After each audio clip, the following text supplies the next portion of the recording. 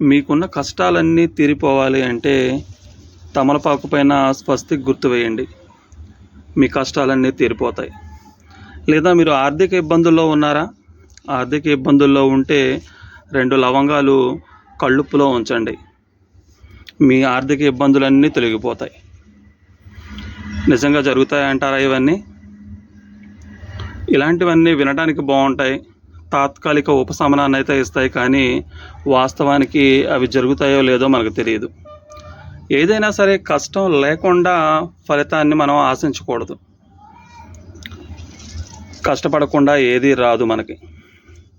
నేను ఈ మొక్కలు పెంచడానికి కూడా 15 రోజులు వెయిట్ చేయాల్సి వచ్చిందనమాట.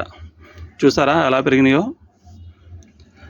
అంటే 15 రోజులు కష్టపడ్డాను అంటే దీనికి సాయిల్ ప్రిపరేషను, ఈ విత్తనాలు తీసుకొచ్చి వేయటం, మొక్కలు వచ్చిన తర్వాత జాగ్రత్తగా వాటరింగ్ చేయటం, ఇవన్నీ చేస్తేనే ఇవి ఇంతగా ఎదిగినాయి.